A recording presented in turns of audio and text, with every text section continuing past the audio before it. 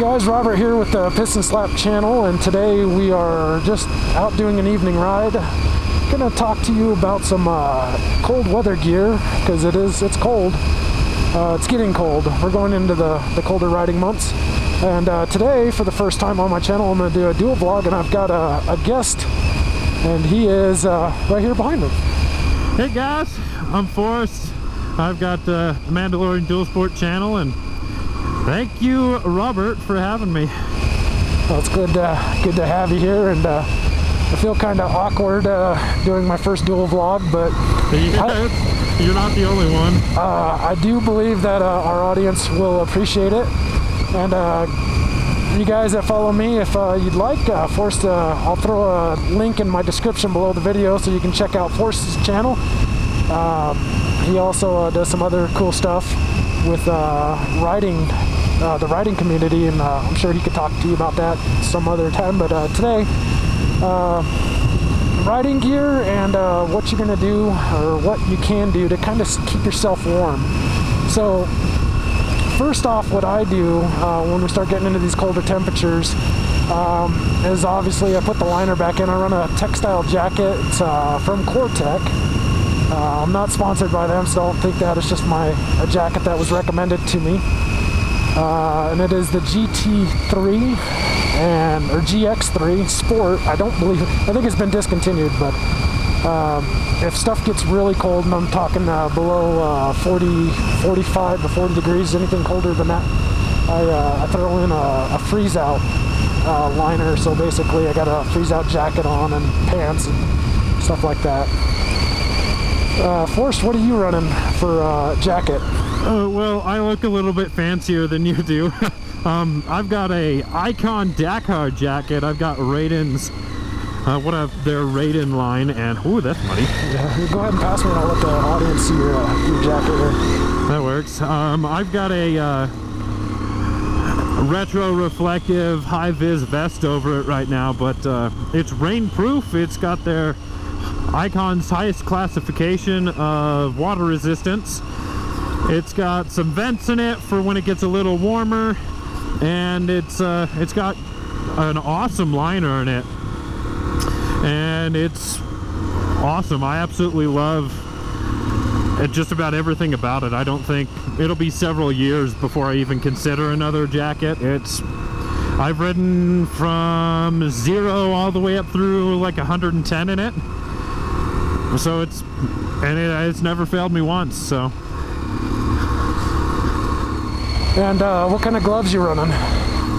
The same ones you are. I'm running Icon's cold throttle gloves. I think that's what they're called. I've got the high vis version. They're waterproof, which means they're windproof.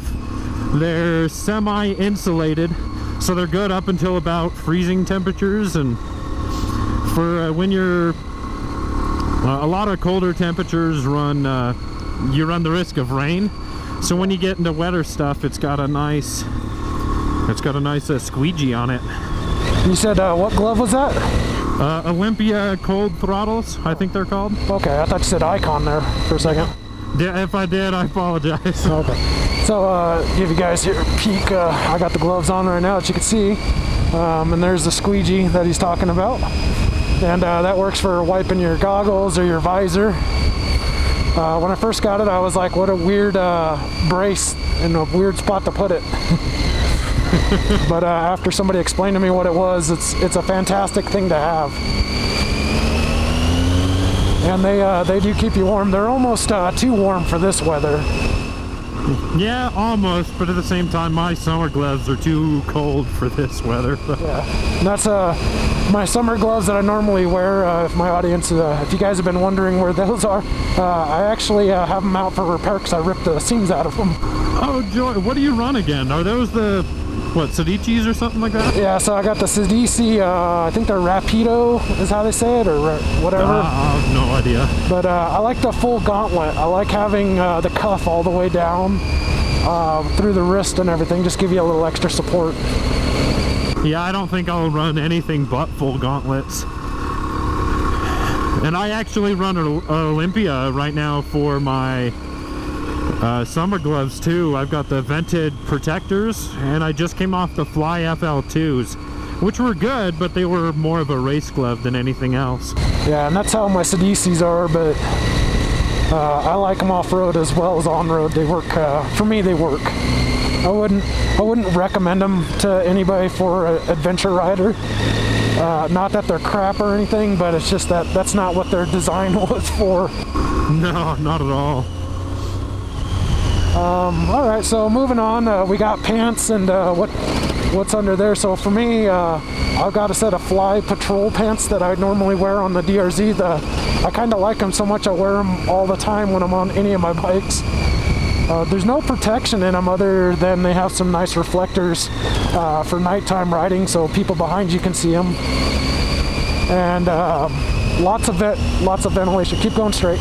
It's alright. You want to come up here so they can see that? Oh yeah, sure. I'll come up and show you my leg. Woohoo! Yeah, sexy. So they got a little bit of camouflaging, or actually it's like a map, like a topo map all over them. Those are great. And so if I ever get lost, I got a map on my butt. I just gotta take my pants off and look at it. I'm sure many of your viewers would enjoy that. They have lots of vents, so in the summertime, you can open up all the vents, you get lots of airflow. And they zip into shorts if you need a set of fancy looking board shorts. So are those discontinued too, or are those still around? These were on closeout clearance at Rocky Mountain, so I don't know if they're still. I'm sure they've probably come out with a new one, because these were my Christmas present last year. Oh, nice. So I've got a year's worth of riding on them, and they're holding up really good. They've been to the sand dunes. They've been all over the state of Idaho. They've been down to Utah, Arizona, and even parts of Oregon. Underneath them, because there is no thermal protection for cold weather, I just run the freeze out long johns, and that seems to be pretty much all I need underneath that. I've had them down to 16 degrees horsing around in the snow, and my lower body has always been warm enough. I don't run anything for socks wise, because I've never really had my boots get cold enough where I needed it. So what are you running on your bottom side? These actually need thoroughly replaced. When I first got into riding, I started off with the Fly Butane 3s, which I liked a lot, but they had a warranty defect. So I turned them in for under warranty, but by the time I turned them in, they had already discontinued that pant, which means they gave me these ones, and I have no idea what they're called. All I know is I got the first pair. They are not insulated in any way, shape, or form. They've got knee armor and hip armor, and they've got a rain-resistant liner in them for those wet days, so I don't really worry about rain gear ever. But they're not warm at all, so when it gets cold, I've got sweatpants and insulated liners from my old pair of pants that I put on underneath that help me to stay warm. But these are in no way, shape, or form cold weather pants. Alright. And then do you run like insulated socks or any of that stuff, or are you just standard socks and boots? I've got City Adventure rain boots, which I like a lot. They do decently at keeping my feet toasty. So I just, when it gets super cold out, I just wear a pair of wool hiking socks. And they do well, so that's all I do as far as boot wise. Right on. So I think that pretty much sums it up. I guess you guys could we could talk about so on the head, you guys probably notice this video my voice is going to be just a tad bit muffled. That's because I'm running the, I think they call it a Blacava. I call it a head sock. And it's also made by Freeze Out. There are various brands. I just happened to see one and got a good deal on it. And it works great. Keeps the cold air off your neck and keeps your dome warm. because God knows, like the AFX helmet, it's a off-road helmet for sure, and it flows lots of air. So when you're getting 20 to 30 degree air blowing through your helmet, I could tell you from my last weekend's ride up to Dagger Falls that I had a massive headache when I got home just from the cold air. Geez, yeah, that's nuts. For stuff like that, I do have a head sock. I don't wear it often. Most of the time I've got the jacket's got a really high collar that I can button up. And the liner runs all the way up to that collar, so that's pretty nice. But I run what are they called? Those Israeli headscarves or whatever. Yeah, I picked one up to keep the dust and stuff from the Humvees from getting in my face while I was out in the field, and turns out it works great on the bike. Keeps me nice and toasty, and then when it gets super cold, I've got the that head sock. But the variant I wear an Icon variant, and I close the vents up, and it does a decent job when I put the chin skirt in and keeping me warm. Yeah, so I modified my AFX helmet with a chin skirt. Earlier this year I had dropped my AGV helmet that I wore for my sport bike. So that one went to the dumpster, and I scrapped the chin skirt out of it and stuffed it in this thing, and that was a huge improvement with this helmet. Yeah, I remember that when we were first talking, I was teaching a class in McCall. If you guys decide to follow my channel at some point, I'll talk about that. But I remember I was teaching a class in McCall, and you were coming up the other way, and I saw you and could not identify your helmet. It took me a second.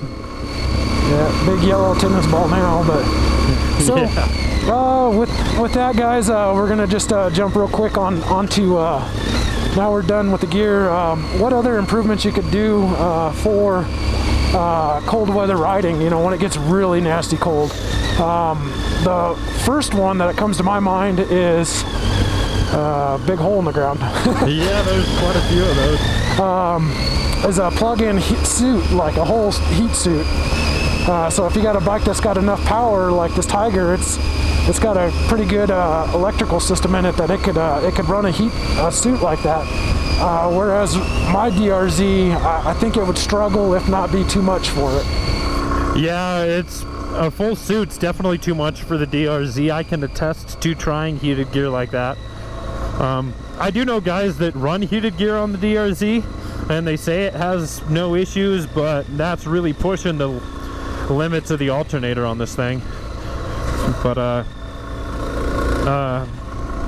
the only heated gear I own is a set of gloves from Highway 21, and they're heated, but they're battery powered, and they last like 8 hours on high. So that's all I want run heated gear wise. But for as far as keeping things warmed up on the bike, I've got a couple of it's a $60 windshield. It's called a Spitfire, and I read the forums. Everyone on the forums decides that they want to put that stuff on their DRZ, so I did, and it keeps the wind off, so you know, it keeps that cool wind out. And then you know, it's handguards. That's all I really do as far as winterizing the bike to make it easier for me. You've got a heck of a lot more options for that than I do.